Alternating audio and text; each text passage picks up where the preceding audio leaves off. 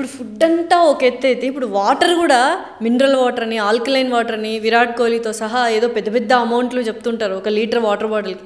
ఏంటి అసలు ఆ వాటర్ ఎలా కన్జ్యూమ్ చేసుకోవాలి? ఇప్పుడు ప్రాబ్లం ఏమంటే ప్రపంచంలో మనుషులు మేము ఒకరే జీవించే వాళ్ళు అనుకుంటా ఉంటారు, సుపీరియర్ రేస్ అనుకుంటా ఉంటారు. ఇంత పెద్ద ప్రపంచంలో మనిషి ఎన్నో 86 కోట్ల జీవరాశులు, మనిషి ఒకటే కదా. సో వీడికి ఒకడికే ఇన్ని మిషన్లు అవసరం, ఇన్ని హాస్పిటల్, ఇన్ని మందులు అవసరం. పెద్ద జోక్ ఇది.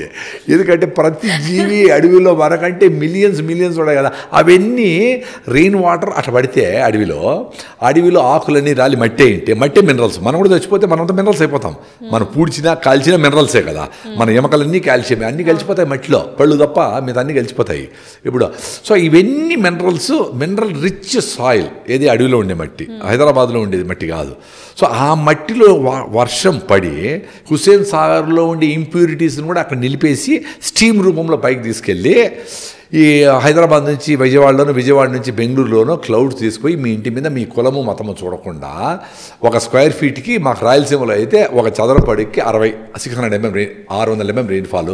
మీకు హైదరాబాద్ అయితే 800-1000 mm రెయిన్ఫాల్. కాబట్టి 100 లీటర్లు ఒక ఇల్లు, చిన్న ఇల్లు 600 చదరపు అడుగులు, గజాలు కాదు చదరపు అడుగులు, అంటే 60-70 చదరపు గజాలు ఇంటి మీద నుంచి ఇక్కడ 60,000 లీటర్లు వస్తాయి. 60,000 లీటర్లు 60,000 లీటర్లు బై 20 లీటర్స్ పర్ డే మీకు డ్రింకింగ్ అండ్ కుకింగ్ కావాల్సింది.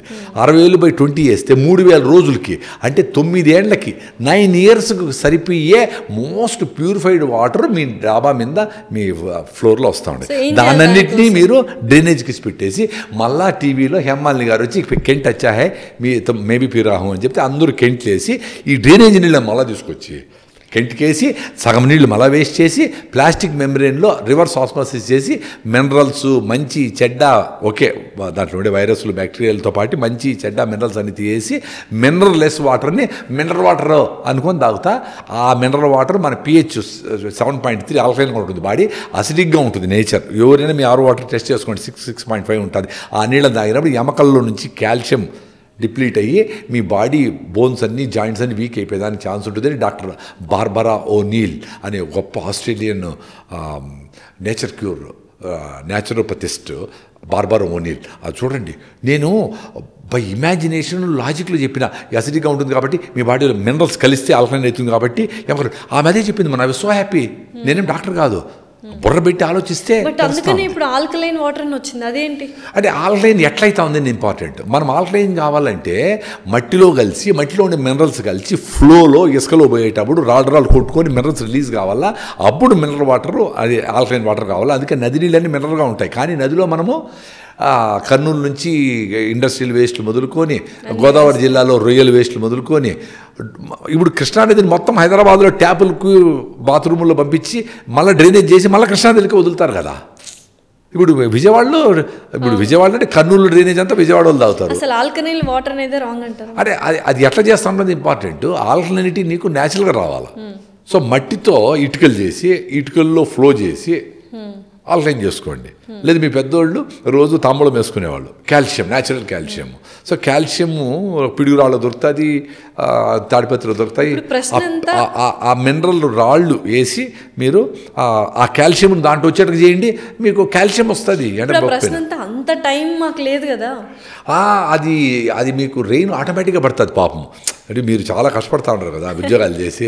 కానీ నేచరు మీరు చేసిన పొల్యూషన్ అంతా హుస్సేన్ సాగర్లో ఉండే నీళ్ళని కూడా మొత్తం స్టీమ్ లాగా పైకి తీసుకెళ్ళి లక్షల కోట్ల ఆర్ఓలు చేసే పని అంతా పాపం నేచర్ చేసి మీ ఇంటి మీద ప్యూర్ వాటర్ ఇస్తూ ఉంది. సో మీరేం చేయనక్కర్లే. అది పడినప్పుడు first rain, second rain, third rain వదిలిపెట్టేసి మీకు కావాల్సింది సంవత్సరానికి 7,000 లీటర్లు, 350 20 లీటర్లు, 7,000 లీటర్ ఒకే రెయిన్ 2 రెయిన్స్. రెయిన్ వాటర్ మనం డైరెక్ట్గా తాగొచ్చా హ్యాపీగా? అంటే ఆర్ఓ నీళ్ళ కంటే ప్యూరిఫైడ్ వాటర్ అది.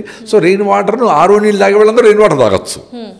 ఆరు నీళ్ళ కంటే ఇంకా ప్యూరిఫై చేసి ఆల్కలైన్ చేయాలంటే దాన్ని సున్నపరాళ్ళు, ఇసుక, ఇటుకలు, కర్రబొగ్గులు వేసి పాస్ చేసి స్టోర్ చేసుకోండి. సన్లైట్ పడకపోతే 10 ఏళ్ళైనా 100 ఏళ్ళైనా నీళ్లు చెడిపోవు, ఆల్గే రాదు, ఫంగస్ రాదు, చెడిపోవు. అట్లా మేము 2011 నుంచి ప్రకృతి వనంలో 140,000 లీటర్లు ఎత్తిపెట్టుకొని ఆ నీళ్ళు తాగుతాను. వచ్చిన వాళ్ళు అందరూ చూసినారు ఆ మెథడ్ అంతా. ముందైతే ప్లాస్టిక్ పైపులు వేసినాము, ఇప్పుడు స్టెయిన్లెస్ స్టీల్ SS30 పైపులు వేసి పెట్టినాము. అందరికీ ఈజీ మోడల్ అది.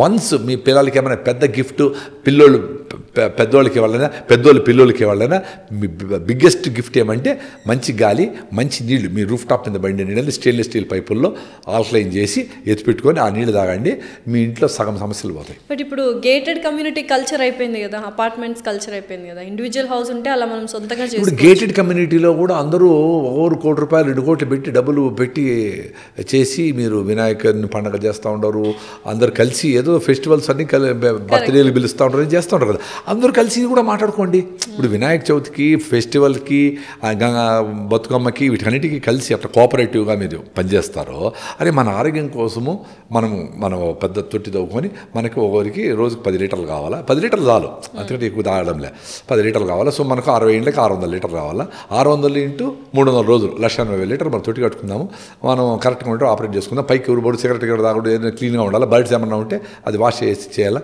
ఇవన్నీ చూసుకొని ఎత్తిపెట్టుకోవచ్చు. పాసిబుల్ కదా. అంటే ఇంకా డ్యామేజ్ అయ్యి ఇన్ని ప్రాబ్లమ్స్ వచ్చి ఎమకలు గొల్లైపోయి జబ్బులు వచ్చి మంచి గాలి అంటే మీ చేతుల్లో లేదు అనుకుందాం, పోనీ సిటీలో ఉండే వాళ్ళకి మంచినీళ్ళు నేచర్ ప్యూరిఫై చేసి మీ నెత్తిని పోస్తూ ఉంటే దాన్ని మళ్ళీ డ్రైనేజ్కి వదిలిపెట్టకుండా దాన్నన్నా ఎత్తిపెట్టుకునే దానికి అందరూ కలిసి మాట్లాడుకోండి. పెద్ద ఇంజనీరింగ్ ఏం లేదు కదా ఇది.